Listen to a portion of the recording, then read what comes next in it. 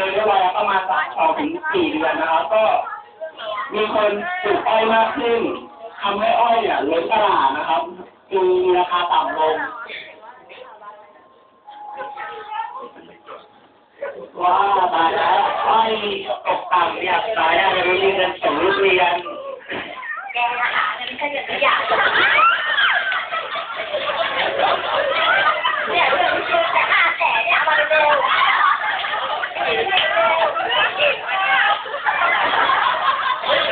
ยังไม่เลิกงานเลยจะส่งนี่เนี่ยเขาจะลงนี่เนี่ยเร็ว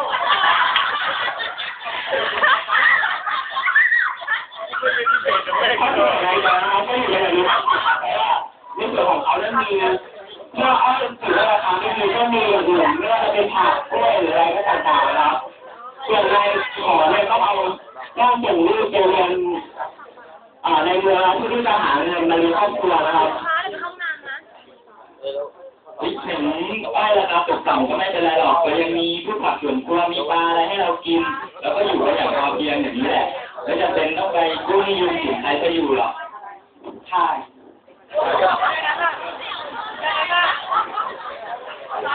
อันนี้ยังไม่ได้พูดใช่คนเดียวก็ระดับแรกที่ขึ้นไปก็แรงได้เศรษฐกิจของเราเนี่ย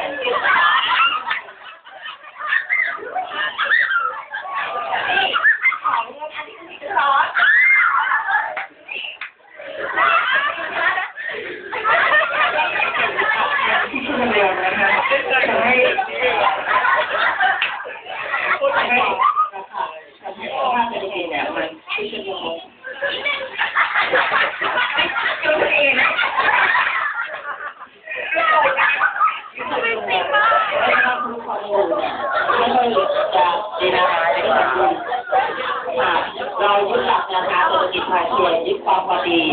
จะทำให้ชีวิตเราเนี่ยสามารถดำเนินชีวิตได้ทุกอย่าง